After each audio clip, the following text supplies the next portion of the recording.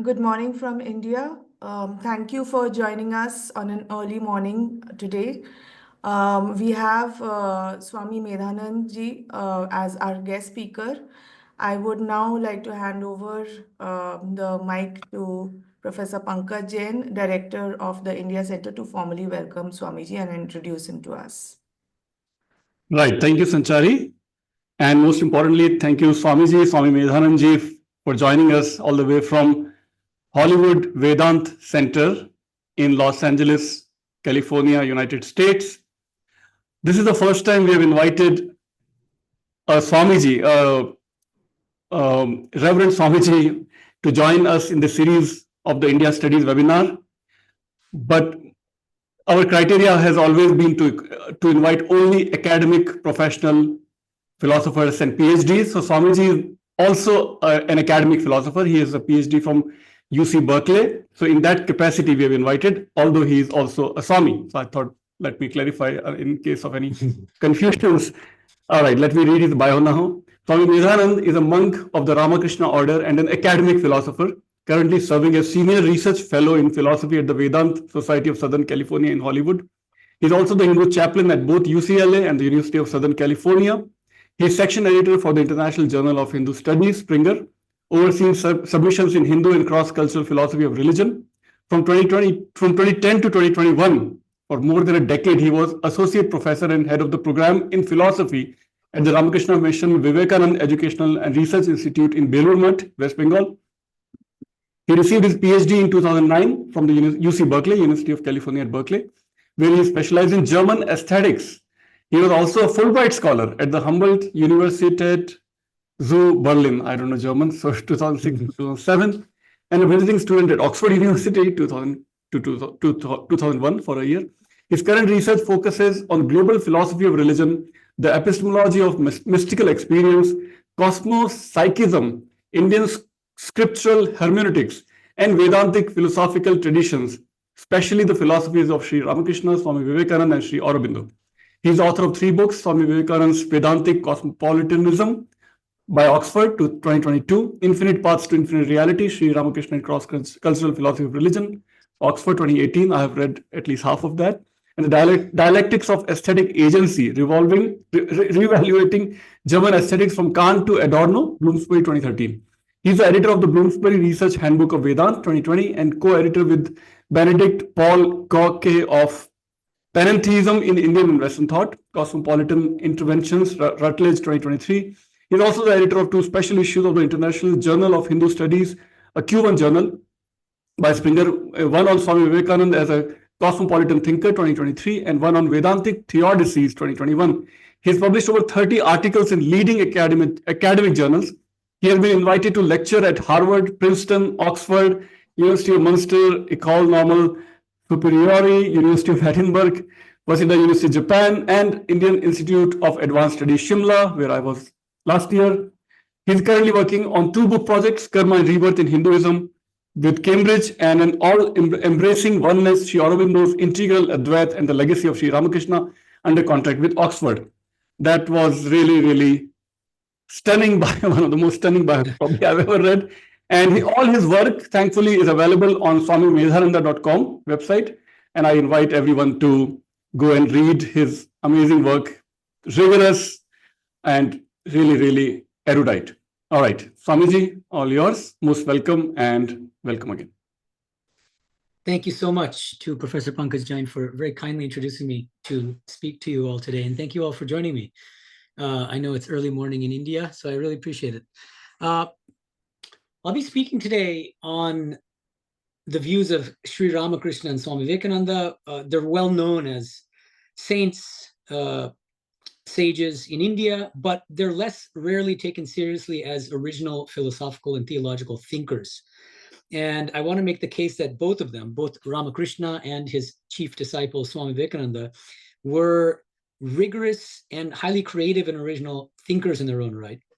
And that their views on the harmony of religions are actually quite radical and quite contemporary. So many of you are probably aware of this, but I'll just mention very briefly that Sri Ramakrishna is probably most well known as the teacher of the harmony of all religions. And he taught the harmony of religions on the basis of his own varied spiritual practices. He practiced Tantra, Vaishnavism, Advaita Vedanta, Islam, Christianity, and other spiritual traditions. And on the basis of these different practices, he had numerous types of spiritual experiences. And even though spiritual experiences were quite varied, he had many theistic forms of spiritual experience. He had some non-theistic spiritual experiences, like the Advaitic experience of non-dual pure consciousness. And it was on the basis of these varied spiritual disciplines and spiritual experiences that he affirmed the harmony of all religions. His most famous formula is Joto Mot Toto Pot, but there are many variations on that you'll find in the literature. As many fades, so many paths, Mot Bot. And we'll get to another one in a few slides. It's my favorite formulation. Tini Ononto Poto Ononto. God is infinite and the paths to God are infinite. Now, even though we all know that Sri Ramakrishna was a champion of the harmony of all religions, the moment we dig a little bit deeper and we ask how exactly did Ramakrishna harmonize the world of religions, we end up with tremendous scholarly controversy, interpretive controversy. There are many different ways of interpreting his views on the harmony of the world religions. And there are two common misconceptions in particular about his doctrine of the harmony of religions. The first misconception is that he held that all religions are true. Frank Morales is one of a number of scholars who, I'm not even sure you want to call him a scholar exactly, but anyway, one of a number of people who consider Sri Ramakrishna's view to be that all religions are true. The second misconception is that Ramakrishna harmonized the world religions on the basis of classical Advaita Vedanta. That's Shankara school, according to which the common goal of all religious paths is the realization of non-dual, pure consciousness. Just one of many examples of this interpretation is Dhireshananda, a monk of the Ramakrishna order. So contrary to the first misconception, he held that all religions are true. Ramakrishna actually never held that all religions are true. He held that all religions are effective paths, effective but distinct paths to the same common goal of God realization. And contrary to the second misconception, Ramakrishna never held that devotees of the personal God, that is theistic religious practitioners, must attain Advaitic realization of pure consciousness. So that's very important to keep in mind. Please keep these in mind as we proceed in the course of this presentation. I'll revisit these claims later in the presentation. Now, to help us in conceptualizing the views of Ramakrishna and Vivekananda, I think it really helps to bring in Alan Race's threefold typology of different ways of thinking about the relationship among the different world religions.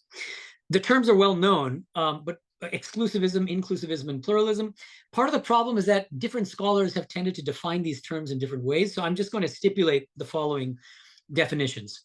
Exclusivism is the view that only one religion leads to salvation, while all other religions fail to lead to salvation. An example of this exclusivist view is Karl Barth, the Protestant theologian. Inclusivism is an interesting view. This is the view that only one religion leads directly to salvation, or leads most quickly to salvation, but other religions lead indirectly to salvation or afford lesser forms of salvation. So there's a hierarchical structure in inclusivist views, putting one religion at the top and other religions at a lower footing, on a lower footing. So on the Catholic side, Karl Rahner is a good example of a Catholic inclusivist.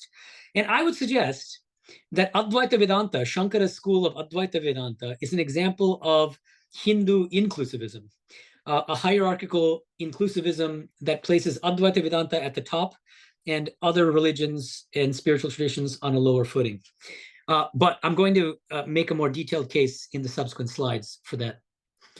And finally, pluralism, religious pluralism, is the view that multiple religions, meaning more than one religion, is equally capable of leading to salvation. So notice here, the crucial difference between pluralism and inclusivism is that inclusivism always has a hierarchical structure. You're placing one religion above all the other religions. In pluralism, there's a flattening. It's more democratic. It's not hierarchical. And it doesn't place one religion above all the other religions. More than one religion are equally capable of leading to salvation. On the Christian side, The Christian thinkers John Hick and Paul Knitter are examples of religious pluralists. And on the Hindu side, a foremost example of a religious pluralist, I would suggest, was Sri Ramakrishna himself. And it's quite a radical form of religious pluralism, as I'll go on to argue. In fact, he deepens this religious pluralism into what I call a religious cosmopolitanism. And I'll discuss what that means toward the end of the presentation. So now, I promised that I would explain in a little bit more detail why I take Shankara's classical Advaita Vedanta to be a form of inclusivism. So I'm going to do so now, as a segue into understanding what's especially unique and radical in Ramakrishna's views. So according to Shankara's school of Advaita Vedanta, there's a Sanskrit formula that captures his philosophy in a nutshell: Brahma Satyam, Jagat Mithya, Jivo Brahmaivana Paraha. Brahman alone is real, the world is unreal, or an illusory appearance. The individual soul is none other than non-dual Brahman. Okay, let's unpack 5 of the main doctrines here of Shankara's school. 1, the soul reality is Brahman, which is non-dual, pure consciousness. It's attributeless and it's impersonal. 2, the world, the personal God, Ishvara, and individual souls, jivas, are all empirically real, transactionally real from the Vyavaharika standpoint, but ultimately non-existent from the Paramatika standpoint, non-existent. 3, we attain liberation, moksha, by attaining knowledge of our true nature as Brahman.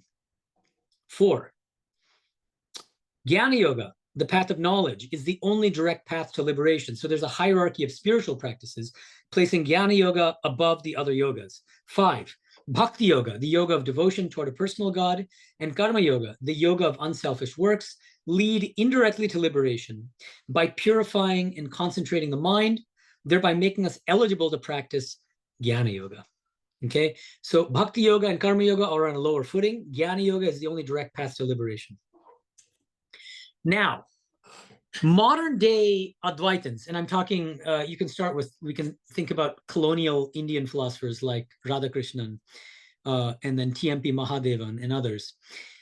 They teach and they explain the harmony of the world religions on the basis of Shankara's Advaita Vedanta. Of course, Shankara himself was not even aware of many of the world religions, and he didn't talk about the world religions. He talked about Buddhism, but really focused on the traditions within Hinduism. But more modern day followers of Shankara, like Radhakrishnan, they tried to expand Shankara's framework to encompass all of the world religions and tried to harmonize the world religions on the basis of Shankara's classical Advaitic metaphysics. So this is a diagram I attempted to illustrate how more recent Advaita Vedantins have tried to harmonize the world religions. And I want you to be attentive to the inclusivistic structure of this harmonization. So Christians, through the practice of Christianity, can realize the Christian God. They can experience the Christian God. Muslims, through the path of Islam, can realize God as Allah, the formless but personal God. Theistic Hindus, like Vaishnavas and so on, they can realize some form of the personal God, be it Rama or Krishna or Kali or Shiva, etc. However, notice that none of these theistic religious practitioners reach the peak of the mountain. They stop short of that. What they do is they realize various forms of the personal God, Saguna Brahman, which is not sufficient for moksha. This is crucial. This is not yet liberation from transmigratory existence. That's the peak of the mountain, and they haven't reached the peak of the mountain yet. Now, how do they reach the peak of the mountain? Christians need to stop their Christian practice and instead practice Advaita Jnana Yoga, the path of knowledge, which is the only direct path to liberation. And then they realize the highest goal, which is realization of their true nature as impersonal, non-dual Brahman, Nirguna Brahman. That alone constitutes moksha, and that's true of Muslims as well. That's equally true of theistic Hindus. Okay, so just by practicing theism, any kind of theistic tradition, you cannot reach the highest goal, which is liberation. So I hope it's very clear what I'm calling this inclusivistic structure, the hierarchical structure of classical Advaitic attempts to harmonize the world religions. Now, this is all background. This is all to set into relief what's most distinctive about Ramakrishna's more radically pluralistic harmonizing of the world religions. So to begin to understand his views on the harmony of religions, I think it really helps to understand his teachings on two stages in spiritual experience, which he calls jnana and vijnana. So this is a quotation taken from the Gospel of Sri Ramakrishna. He says, the jnani gives up his identification with worldly things, discriminating not this, not this. Only then can he realize Brahman. It is like reaching the roof of a house by leaving the steps behind one by one. But the vijnani, who is more intimately acquainted with Brahman, realizes something more. He realizes that the steps are made of the same materials as the roof, bricks, lime, and brick dust. That which is realized as Brahman through the eliminating process of not this, neti neti, is then found to have become the universe and all its living beings. The vijnani sees that the reality which is impersonal, nirguna, is also personal, saguna. This is known as vijnana. Okay, crucially here,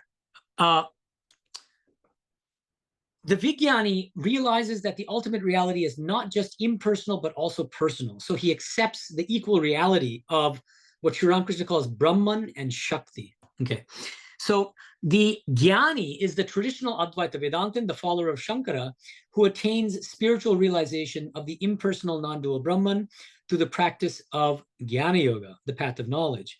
The vijnani goes beyond the Advaita jnani by realizing that Brahman is not only impersonal, but also personal. So while the jnani dismisses this universe as a framework of illusion, dhokartati, the vijnani embraces the universe as a mansion of mirth, mojakuti, as a real manifestation of God. Now, on the basis of his teachings on jnana and vijnana, Ramakrishna, on my interpretation, teaches a really original and extremely capacious philosophy, which I call Vijnana Vedanta. And if you want a more extended and more rigorous defense of this, you can please look at chapter 1 of my book, Infinite Paths to Infinite Reality, which Professor Jain mentioned in his generous introduction. So what are the main tenets of Ramakrishna's Vijnana Vedanta? Here are three of the main ones. Number one, the sole reality is the infinite divine reality, which is the impersonal non-dual Brahman in one aspect, and the personal God, Shakti, in another aspect. And he would teach frequently, Brahma or Shakti upheld. Brahman and Shakti are inseparable, like fire and its power to burn. You cannot think of fire without thinking of fire's power to burn. You likewise can't think of fire's power to burn without thinking of fire. Okay. By contrast, remember, if you go back to the earlier slide, Shankara holds that ultimate reality is only nirguna Brahman, right? Whereas Ramakrishna's understanding of ultimate reality is more capacious because it's equally Brahman and Shakti, equally personal and impersonal. Okay, number two, the world and all individual souls are real manifestations of Shakti. This is in stark contrast to Shankara's view that Jagat is mithya. In fact, everything, every name and form is a real manifestation of Shakti, according to Ramakrishna's Vijnana Vedanta. And three, all four of the main yogas, Jnana Yoga, Bhakti Yoga, Karma Yoga, and Raja Yoga, are all direct paths to the goal of God realization. How does this differ from Shankara? Well, we already saw that for Shankara, only one of these four yogas is a direct path to liberation, namely the path of knowledge. Ramakrishna is non-hierarchical in his approach to the four yogas. And so in sum, Ramakrishna's philosophy of Vijnana Vedanta is a Shakti-affirming and life-affirming Advaita philosophy. And because I gave a Sanskrit formula for Shankara's classical Advaita Vedanta, namely Brahma Satyam Jagat Mithya, Jivo Brahma Vinaparaha, I've come up with a Sanskrit formula to capture, in a nutshell, Sri Ramakrishna's philosophy of Vijnana Vedanta. And I think it helps to understand the similarities and differences between Shankara's classical Advaita Vedanta and Ramakrishna's Vijnana Vedanta. Brahma Shakti Satyam Jagat Satyam. So the ultimate reality is Brahma Shakti. Notice the difference between Shankara's Brahma Satyam and Ramakrishna's Brahma Shakti Satyam. Because again and again, Ramakrishna emphasizes that Brahman and Shakti are inseparable. They're the static and dynamic aspects, respectively, of one and the same infinite divine reality. So Brahma Shakti Satyam. And what follows from that? Jagat Satyam. The world is not an illusory appearance. It is not mithya. It is in fact true. It's a real, blissful manifestation of divine Shakti, of Brahma Shakti. Okay? All right, so now with this in the background, we can begin to appreciate his Vijnana-based model of religious pluralism.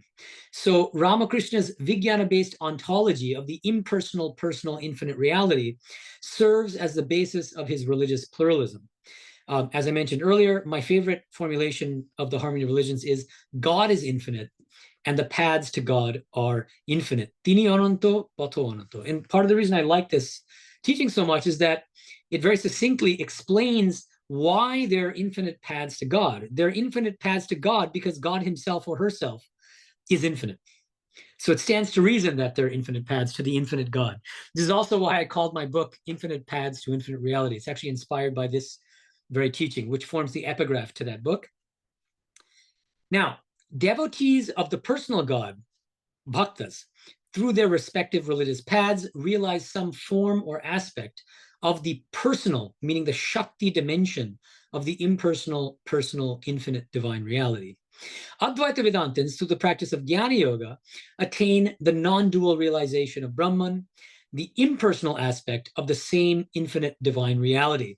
So, just to make things clear, because Ramakrishna understands the ultimate reality as impersonal in one dimension and personal in another dimension, theistic religious practitioners can practice their theistic faiths to their heart's content and even realize the highest goal through their path, because they'll be meditating on, concentrating on, worshiping some form of the personal dimension of the infinite divine reality. Whereas Advaita Vedantins can meditate on the impersonal aspect of the same infinite divine reality and attain knowledge of their true nature as non-dual pure consciousness. But you'll notice that there's no hierarchy there.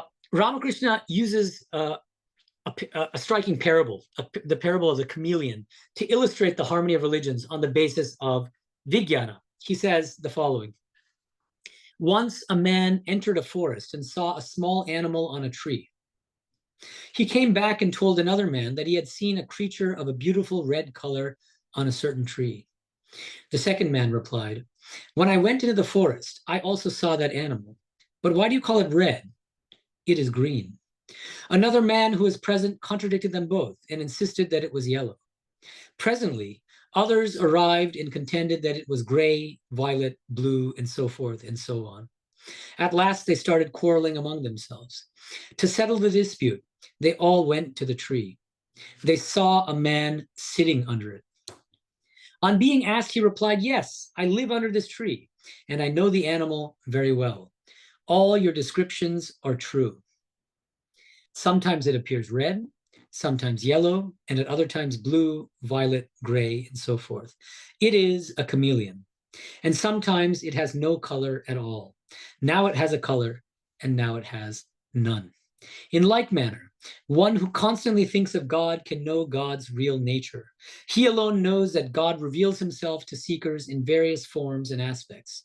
God is personal as well as impersonal. Only the man who lives under the tree knows that the chameleon can appear in various colors, and he knows further that the animal at times has no color at all. It is the others who suffer from the agony of futile argument. Now, I want to draw your attention to 4 key features of this very important, philosophically pregnant parable. Number 1, the various colors of the chameleon correspond to different forms of the personal God. The red chameleon can correspond to Christ, the green to Krishna, the yellow to Kali, and so on and so forth. Second, the colorless chameleon. So sometimes the chameleon has no color at all. The colorless chameleon corresponds to impersonal, non-dual, pure consciousness, which means the highest reality according to Shankara's school of classical Advaita Vedanta. Now notice, number 3, the colorless chameleon is in no way more true than the colored chameleon, which means that the bhakta's realization of the personal God has the same status as the jnani's realization of non-dual, pure consciousness. Okay, this is extremely important. I think part of the point of this parable and this analogy with the chameleon is that it really makes no sense to say that the chameleon, when it's colorless, is somehow more real or more true than the chameleon in different colors. And so that clearly indicates that there's no hierarchy between Advaita Vedanta and theistic religious traditions. And fourth and finally, the person sitting under the tree, this very unusual person who literally lives under the tree, as opposed to people who just come and visit the tree for a few seconds or a few minutes. This person sitting under the tree, I would suggest, who sees the chameleon in different forms and as colorless, represents what Sri Ramakrishna calls the Vijnani. Because remember that according to Ramakrishna, the Vijnani has a really expansive realization of the divine as both personal and as impersonal, as both nirguna and as saguna. So likewise, this person sitting under the tree sees the chameleon sometimes as colorless, sometimes as yellow, sometimes as red, sometimes as blue, and so on and so forth. Okay. So now, it's on the basis of the spiritual standpoint of Vijnana that Ramakrishna champions a really robustly pluralistic harmonization of the world religions, in stark contrast to the inclusivistic structure of classical Advaitic attempts to harmonize the world religions. So to illustrate this, Christians, through the practice of Christianity, can reach to the very top of the mountain. They can directly realize the highest goal of Christianity by realizing some aspect or form of the impersonal, personal, infinite reality, which leads directly to salvation. And the same is true of Muslims, the same is true of Hindus, the same is true of Advaita Vedantins, and of Buddhists. And these are just some examples, but we can keep multiplying religions and add to the diagram. But the crucial point here is, remember, by contrast, in classical Advaita Vedanta, theistic religious practitioners don't reach the top of the mountain directly. They have to finally practice the path of knowledge, and then they reach the top of the mountain. Here, all of these different religious practitioners reach the highest goal of their respective religions, and there's no kind of hierarchy among them. So that's what makes it religious pluralism rather than religious inclusivism. Now, I also wanted to emphasize that Ramakrishna's conception of final liberation is also very expansive. And let me explain what I mean by that. According to Ramakrishna, there are two fundamentally different types of spiritual aspirants, sadhakas. Bhaktas, devotionally oriented people who strive to cultivate a loving relationship with the personal God, and jnanis, intellectually oriented people like Advaita Vedantins and Buddhists who strive for nirvāṇa, a salvific state in which no sense of individuality remains. So these different kinds of spiritual aspirant actually aspire to what seem to be different goals. Okay. In contrast to traditional schools of Vedanta, Ramakrishna grants equal value to both the Advaitic and devotional ideals of liberation. What we find in traditional schools of Vedanta is that they place one ideal above the other one. So for instance, classical Advaita Vedanta, Shankara school, places the realization of non-dual Brahman above the theistic realization of the personal God. And classical Advaitins will say that the theistic realization of the personal God remains at the level of dualism, which is why it's lower than the highest realization of non-dual Brahman. Bhakti schools of Vedanta kind of reverse that. And Bhakti schools say that the highest goal is actually attaining a loving relationship with some form of the personal God. And then they either reject altogether the Advaitic form of liberation or the Advaitic form of realization of non-dual Brahman, like Ramanuja and Madhva do. Or there are certain schools of traditional Vedanta, like Vallabha school of Shuddha Advaita Vedanta and Gaudiya Vaishnavism, which accept the Advaitic ideal of liberation as realization of non-dual Brahman, but they put that on a lower footing. They say that realization of, so Gaudiya Vaishnavas, for instance, will say that realization of non-dual Brahman, which is the highly coveted goal of Advaitins, is actually just a minor aspect of the Supreme Krishna. Okay, so all of these have an inclusivistic structure. But by contrast, Ramakrishna grants equal value to both the Advaitic and devotional ideas of liberation. He puts them on an equal salvific footing. He gives them equal value. And he says that the form of liberation we choose depends on our individual temperament and preference. As he puts it, bhaktas don't want to become sugar, they want to eat sugar. Okay, so becoming sugar is the Advaitic ideal. of dissolution of one's individuality and non-dual Brahman. Eating sugar is being in a loving relationship with the personal God. So while some spiritual aspirants seek to merge their individuality in the impersonal non-dual Brahman, like Advaita Vedantins, devotees, bhaktas, tend to prefer to retain a sense of individuality in order to enjoy the bliss of loving communion with the personal God.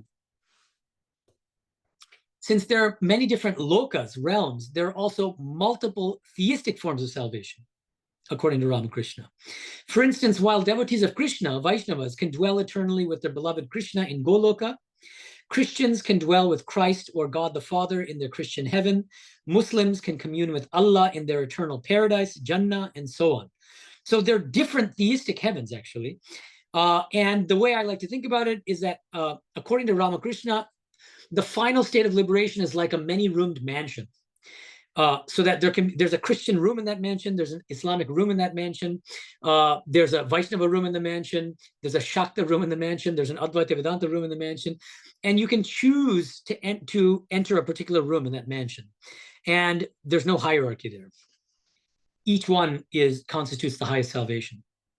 So I would suggest that Ramakrishna was not only a religious pluralist who held that different religious paths are equally capable of leading to salvation, but he was also a salvific pluralist. He was a pluralist about different forms of salvation, in that he held that salvation or liberation itself takes a variety of forms depending on the temperament and preferences of different souls.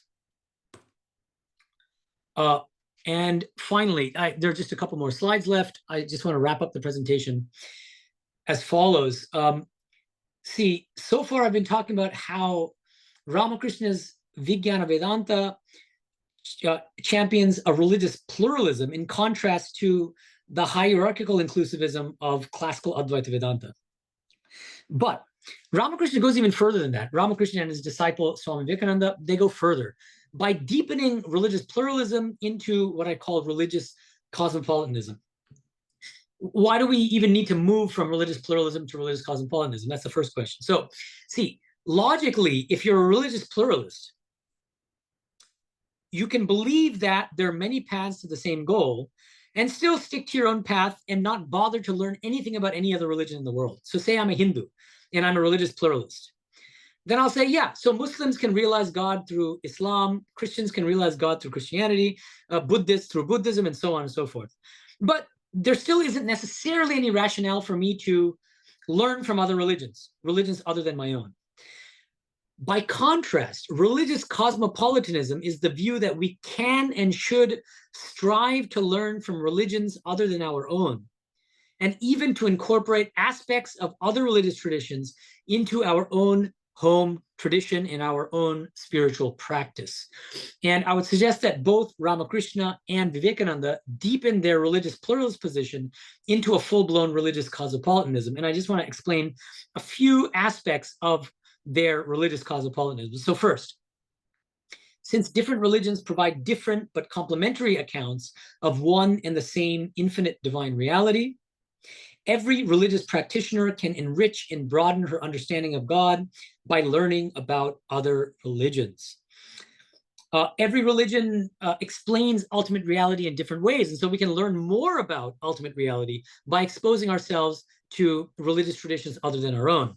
Fritjof Schuon, in his book, The Transcendent Unity of Religions, I think puts the point quite nicely. He says, the truth is that every religious form is superior to the others in a particular respect. That is, that each religion gets something right and something, it explains something more powerfully or more clearly or just better, just plain better than any other religion does.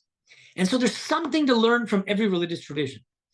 So that's a very cosmopolitan kind of view.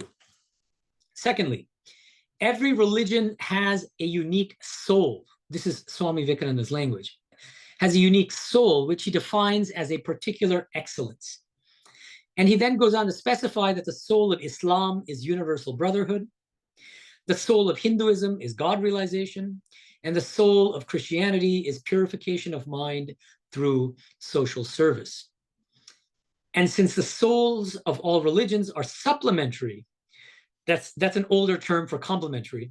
Rather than contradictory, we should strive to enrich our own spiritual life by assimilating the unique soul of every religion. And third, every world religion corresponds to one or more of the 4 yogas: bhakti yoga, karma yoga, jnana yoga, karma yoga. So we can best harmonize the 4 yogas by being religious cosmopolitans. Okay, this is a really crucial thesis. This is something that Swami Vivekananda explicitly states in his one of his lectures on Ramakrishna, where he says that each religion corresponds to one or more of the 4 yogas. And each of these 4 yogas is a direct path to liberation. And so it automatically follows that if each yoga is a direct path to liberation and each world religion corresponds to one or more of these yogas, then all of these world religions are direct paths to the highest goal of liberation. And it also stands to reason that if it behooves us to combine the 4 yogas to the best of our ability, the best way to do that is to learn about all the different world religions, because each of those religions can teach us something about one or more of the 4 yogas. This is the way he puts it. He says, we want to become harmonious beings with the psychical, spiritual, intellectual, and working active sides of our nature equally developed. We must be as broad as the skies, as deep as the ocean. We must become many-sided. Indeed, we must become protean in character, so as not only to tolerate, but to do what is much more difficult, to sympathize, to enter into another's path, and feel with him in his aspirations and seeking after God. So you might ask, why is it that Vivekananda encourages us to practice all 4 of these yogas? The idea is that each of these yogas cultivates a certain aspect, a unique aspect of the human personality. So karma yoga cultivates the active side of our nature, jnana yoga, the intellectual side, bhakti yoga, the emotional side, and raja yoga, our faculty of concentration and meditation. So if we can combine the 4 yogas, we can run on all cylinders, we can make the most rapid spiritual progress, and we can become the most well-rounded human beings possible. And in another really inspiring and stirring passage, Swami Vivekananda says as follows, really capturing what I'm calling religious cosmopolitanism. He says, our watchword then will be acceptance and not exclusion. I accept all religions that were in the past and worship with them all. I worship God with every one of them in whatever form they worship him. I shall go to the mosque of the Mohammedan. I shall enter the Christian's church and kneel before the crucifix. I shall enter the Buddhistic temple, where I shall take refuge in Buddha and in his law. I shall go into the forest and sit down in meditation with the Hindu, who is trying to see the light which enlightens the heart of everyone. Not only shall I do all these, but I shall keep my heart open for all that may come in the future.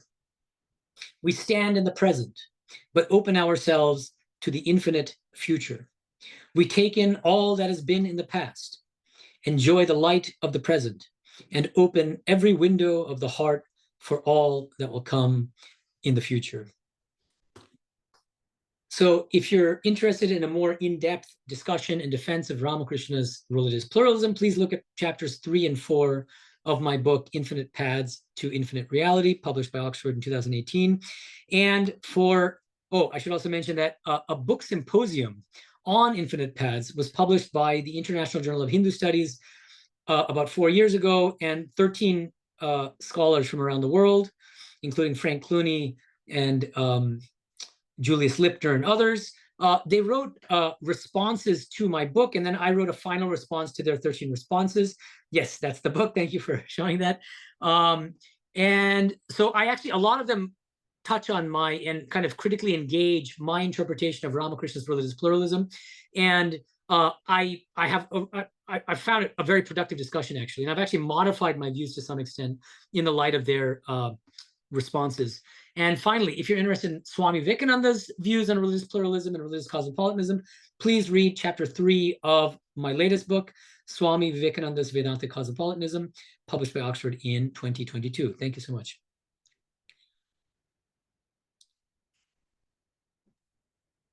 Thank you indeed. Thank you so much. All right. I think we can, yes, sure. Hang on. Good. All right. Yeah, I guess Sanjay can now moderate. I have questions, but I think let's invite our attendees to ask questions. Yeah. Thank you, Swamiji, for the wonderful presentation. The floor is now open for all the questions.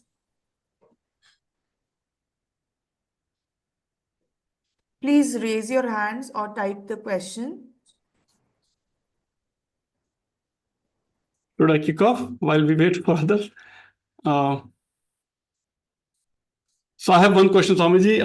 Like I mentioned, this is the book that I've been reading. And one question, if I may ask, while we wait for attendees to ask, is that I think in your wonderful diagram, in the beginning of your talk, I probably misheard you saying that Sri Ramakrishna said that all religions are not true, but you conclude by saying they are indeed true from the cosmopolitanism and pluralistic worldview that both Sri Ramakrishna. Oh, I see. Oh, no, thank you for, it's just, I didn't have enough time to go into the details here, but yeah. So the key here is, I don't want to commit into the claim that all religions are true because it's too crude and kind of blanket a statement because there are many different doctrines in a particular religion, right? And for instance, let's just take one simple one. Did Christ die on the cross? Christianity says yes, Christ died on the cross. Islam says no, Christ did not die on the cross. Now, if Ramakrishna is committed to the view that all religions are true, that means he's committed to the view that every doctrine of every religion is true, which means he's committing a contradiction, because then he's saying that it's true that Christ did die on the cross, according to Christianity. It's equally true that Christ did not die on the cross, according to Islam. And it becomes nonsense, right? Yeah. He ends up committing contradictions left and right. Same thing goes with karma and rebirth. Hinduism, Buddhism, Jainism, they believe in karma and rebirth. But theistic Abrahamic religions don't, right? So it can't be that all religions are true. At the same time, he definitely affirms that there are true doctrines in all the different world religions. He won't make a blanket statement that all the doctrines of every religion is true. That's I hope that clarifies the right. Yes. Okay. Second question. I have many questions. Since somebody else is asking, so I guess I'll go. Sanjay, do you have any question? Yes, I'll go after you have to ask another question. Okay. In your book and all your talks so far that I've watched, you have never, in my observation, you have not included the Jain philosophical view on moksha. The word that you use and many scholars use in English is salvation, but the moksha is a word. And in that, the moksha in Jainism at least is not to merge with one single reality. It's infinite reality. Sure. Infinite versions of reality, that is Bahupurushatva. So every soul remains separate and distinct even after moksha. So there are infinite souls even after moksha. Right. So how do we, it would be interesting for you to comment on that view also. Sure, no problem. Yeah. I mean, we're very happy to welcome Jainism into the fold as well. There's no issue. I mean, it's actually very similar, I would say, to like Patanjali's yoga philosophy. There are also Bahupurusha. Yes. There's no problem. I mean, it's liberation in what sense? Liberation from rebirth and liberation from suffering. And so I don't see any problem with him accommodating Jainism, actually. Yeah. Okay. Yeah. Yes. I guess small footnote to that question related is when the words such as God and salvation are used instead of moksha or Brahman, is it okay for us to keep using? Salvation is clearly a Christian word, but salvation is the same as moksha. Yeah, I know what you mean. I mean, I guess it depends. See, if we just use moksha, the problem is I think it's limiting in a different way, because then I don't think Abrahamic religions think about liberation as the final goal. And so as long as we understand salvation in a broader way, so even if we take it to mean just salvation from suffering, right? It doesn't have to be where we have to believe in original sin and these kinds of things. It really depends on how narrowly and how theologically fraught you take salvation to be. But I mean it just in the sense of a kind of limitless fulfillment and bliss. Right.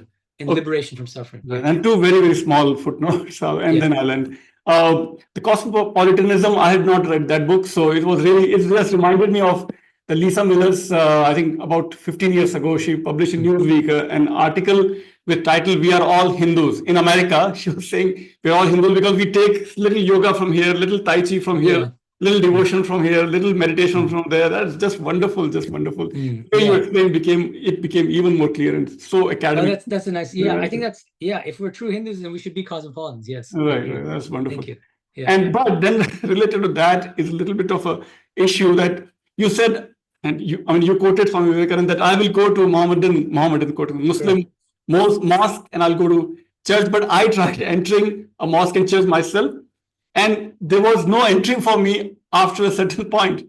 Then what do we do? Both in church and in mosque. We should be honest, though, Dr. Jain, and say, because there are some Hindu temples in which non. There are rare, yes, exception. But that's an exception in Hinduism. But that's a rule, I think, in mosque and church, in my experience. I mean, yeah. Well, I lived in Mysore for 1.5 years, and especially in South India, they tend to be quite strict about these things in many places. And that's true. Yeah, and even Jagannath temple, for example, in Karwar. Yeah. Right. In fact, I tried to enter a few years ago. There's an incident when I wanted to have Jagannath darshan, and they didn't let me in because I have fair skin, and and then they were demanding that I show them that first, what is my father's gotra, this and that, and 100 questions. Finally, I had to get my Aadhaar card, and only then did they let me in. All right. Yes. Yeah. All right, Professor Frederick Smith is ready to ask his question, I think. Oh, hi. It's nice to meet you. I'm an admirer of your work on yes, Vallabha. Yes. Redji, go ahead, please. Redji, you need to unmute. Okay. Yes, thank you. It's wonderful to meet you here. I've been looking forward to your talk and to meeting you actually in all kinds of so much. And what really motivated me to come on this week was that just a few days ago, just incidentally, I read your really amazing review of Lorelei Bernanke's book. Oh, thank you so much. Thank you. I mean, gosh, you were so wonderfully engaged with everything there. I hope you didn't think it was too harsh on her. Hey, listen, Lorelei is one of my best friends, but no. Okay, great. All right. So she doesn't hate me. I'm glad. Okay. It's just fine. But I did have a question, kind of relating to what you're talking about here, but also arising out of her perspective and the review of and her views of where Abhinavagupta, panpsychism, and the rest of it. And that is that you do mention Vivekananda and in that review. And I just, it seems to me that all of the four traditional paths that that we come up with here, Bhakti Yoga, Karma Yoga, Raja Yoga, and Jnana Yoga, I think. All of these, Jnana Yoga, all of these have a kind of a separation of the Atman, the Brahman, that kind of perspective unity from the world itself. And what Lorelei is saying in that book, and what a lot of people are saying now anyway, is that there is, and especially you see this in Bhakti schools, like in India, like where there is sentience that's attributed to what would normally be insentient essences, like stones. And I'm wondering what, how this whole story of gradations of sentience and insentience, and we don't have to go into like Schmidhausen's Buddhist views of insentient beings being sentient and gradations of it. But how would Vivekananda in particular, I think that Ramakrishna would answer this differently from Vivekananda, and this kind of gets to my larger point. To what extent did Vivekananda really change what Sri Ramakrishna was saying about others? Right. Okay, great. I mean, there are a couple questions there, so I want to maybe take them one at a time. Okay, so first of all, regarding this question of sentience, I really think it's important to distinguish consciousness from sentience or self-awareness, let's say. And I think the Kashmiri Shaivite / Ramakrishnan, and even my argument is that the Vivekanandan view, it's a form of cosmopsychism, which means that that everything is divine consciousness. Okay, that doesn't mean that everything is sentient, and that's crucial, because then they can still maintain. Say that again. Say that again. There's nothing but divine consciousness, which means that literally everything, the table, the chairs, plants, human beings, everything is divine consciousness, because they're just different manifestations of divine consciousness. Okay. At the same time, that doesn't mean that the chair is sentient. It doesn't mean that so Abhinavagupta, I think, and I think Lorelei agrees, because she gave evidence for this, that Abhinavagupta doesn't take plants. He doesn't take plants to be sentient. Right. But of course, he does think that everything is Shiva, right? Abhinavagupta. So that distinction is maintained also in Ramakrishna's cosmopsychism, his panentheism. Because it depends on whether something is ensouled or not, whether there's a jivatma inhabiting that entity. So jivatmas inhabit plants, but they don't inhabit stones, for instance, which means that plants are sentient, but that stones are not sentient. Okay, so that's with regard to the first question. Yeah, go ahead, please. How can something that has consciousness but no ensouled jiva actually be reflective at all? And how can you even call it sentient then? Well, they're not sentient. I mean, but it's consciousness, right? It's so the way I'd put it is that the stone is consciousness in the sense of being divine conscious, but it's not conscious. Oh, it's I not see. Sentient. Yeah, yeah. Now, with regard to the second point, this is like a huge scholarly controversy, and Frida Matchett and Walter Neville and then others have argued that Vivekananda deviates from his guru Ramakrishna in championing something closer to Shankara's classical Advaita Vedanta. And whereas, and I think that's what you're kind of echoing or voicing. And that is what I'm echoing. Right. So whereas Ramakrishna accepted the equal reality of the personal God and the impersonal absolute, and embraced bhakti as a valid path, and it's no lower than jnana, Swami Vivekananda tends to put, or arguably tends to put, the impersonal on a higher footing than the personal, and privileges the path of knowledge over other paths. Now, so I ask you to look at my book on Vivekananda, because the entire book, Swami Vivekananda's Vedanta Cosmopolitanism, is a new interpretation of Vivekananda's Advaita Vedanta. So what I argue is that he did teach Advaita Vedanta, but he taught it, his version of Advaita Vedanta comes much closer to Ramakrishna's Vijnana Vedanta than to Shankara's classical Advaita Vedanta. If you read kind of between the lines, and if you read really kind of in a more nuanced way, what he's actually saying about the nature of ultimate reality, he says very boldly in certain places, each of our four yogas is fitted to make man perfect without the help of the others. Like, there are certain things he says which very clearly contradict what Shankara is saying, but it's easy to think that he's following Shankara because he's using Shankarite terminology. He's often talking about Advaita Vedanta and the path of knowledge. So I give a kind of different interpretation in especially chapters 1, 2, and 3 of that book on Vivekananda. So I'd encourage you to look at that. But if you have specific questions, then I'd be happy to talk to you about. Oh, no, no. I mean, I'm looking forward to the book. Absolutely. Great. Yeah. Thank you so much. I appreciate that. Thank you, Professor Smith. Devdeep Ganguly has his hand raised. Please unmute yourself. You can introduce and then ask your question. Hello, Swami Medhananda. Namaskar, Devdeep. Pleasure to read your work and listen to you always. I'm here in Pondicherry. I have a question around the term Vijnana. And now that your book is out, it's been out for a while. I'm curious to know, because as you would know very well, Sri Aurobindo gives a very specific, meaning and definition to Vijnana, which I think you are also incorporating in your work. And I'm curious to know how more traditionalists and more orthodox views that people might have about a term like Vijnana, how do they respond to the way that you are interpreting it? Okay. Well, those who are more traditionalists are going to disagree with my interpretation.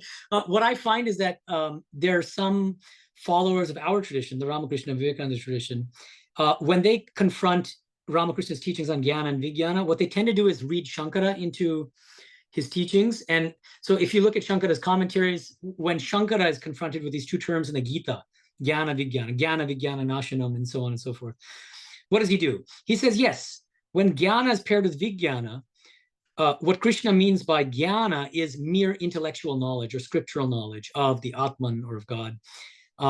Whereas Vijnana is direct experiential realization or direct experience or knowledge. So it's a difference between mere intellectual knowledge and direct spiritual knowledge. And so what some people I've noticed tend to do, if they kind of wear Shankara glasses when they study Sri Ramakrishna's teachings, is they'll say, yes, when Sri Ramakrishna contrasts Jnana and Vijnana, he says that Jnana is, he means intellectual knowledge. Jnana is intellectual knowledge of God, whereas Vijnana is the spiritual experience of God. I don't think that's sustainable as an interpretation for a lot of reasons, but just mainly on textual and exegetical grounds, because it's very clear when he's talking about Jnana and Vijnana. I'll just give you an example. He uses the analogy of a staircase, and he says, if you're trying to reach the roof of a house, you have to climb a staircase, leaving the steps behind one by one. And he likens that to neti sadhana, not this, until you reach the roof. And he says, when you reach the roof, that is knowledge of non-dual Brahman in the state of nirvikalpa samadhi. That's what he calls jnana. So that is not mere intellectual knowledge. That's a very, very high state of spiritual experience. And I think that just directly refutes people who kind of try to interpret the terms jnana and vijnana in Ramakrishna through a Shankarite lens. Thank you. I hope that answered the question, Devdeep. Yeah, thank you. Thank you. I'm looking forward to your book on Sri Aurobindo. Do you have a date when it's coming out? Look, it's under contract with Oxford, and the contract says end of 2026 is when I submit the manuscript, and I'll be visiting you soon in Pondicherry. Thank you so much for hosting me there. So I plan to do some research on the book there and talk to people like Richard Hertz and Peter Hees, and you, of course. Wonderful. Wonderful. Thank you so much, Devdeep. I look forward to seeing you soon. Thank you. Big fan of your work. Thank you. Bye, Devdeep. Thank you. Satyendra Srivastava from Delhi University had also the same question. We have another question from Parik. Since Jainism was mentioned, how do you see ascent of divinity in Jainism versus descent of divinity as an avatar in Hinduism? What is the difference between Kaivalya in Patanjali Yoga and Jainism? Right. Okay. Well, Dr. Jain is the expert on explaining the difference between Kaivalya in Patanjali Yoga Sutra and the Kaivalya in Jainism. But I think there are deep similarities. They're not exactly the same, but they're at least they're similar in many ways.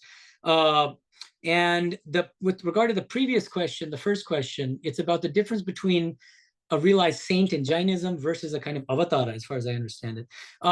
So a realized saint in Jainism, they have certain attributes, like they've attained liberation, they don't have to be reborn. They're also omniscient. I believe that's also true, Dr. Pankaj. Yeah. So they're omniscient, and there are other kinds of things like that. The avatara, but the thing is, in Jaina metaphysics, there's no Ishvara, right? And so the whole concept of incarnation is based on Ishvara incarnating in the form of a human being. So that's a fundamental difference, it seems to me. Yes, but Professor Jain, please feel free to elaborate. No, I think that's all I could have said also. Yeah. So it's exactly. So it's the key. I guess I guess if I might repeat my question is that because in your that multi-mention, like a shopping mall of salvation or moksha, you mentioned one room for each of the tradition. Yeah. What if the tradition itself has infinite rooms? Then how would you expand? That was my question, like I was trying to ask. But then Dr. Parik is asking something else. Yeah. I see, but that's wonderful. I mean, that's because, as I said, Ramakrishna's own conception of salvation is the analogy I use is a many-roomed mansion. And it seems like what you're suggesting is that Jainism itself has a kind of many-room mansion understanding of, and that's wonderful. So it might be, we can have a Jainism wing in Ramakrishna's many-room mansion. And so in that wing, you have maybe 10 or 15 or infinitely many rooms. And everything is infinite, yeah. Wonderful, wonderful. Syadvada, all of that. We're very happy with that. Because, it's very much in line with Ramakrishna, I think. So Jainism has this word anantaha. So infinite infinities. Oh, that's wonderful. That's a Jain word. That's a uniquely Jain word. I guess Jains pioneered this idea of infinity. I see. Infinite infinities. That's wonderful. That's wonderful. Thank you so much. Yeah. Sure. You're most welcome. All right. Anybody else? Sanchar, you have your own question. Yeah. In Bengali, if you like. Yeah. No, I'll speak in English only so that others also understand it.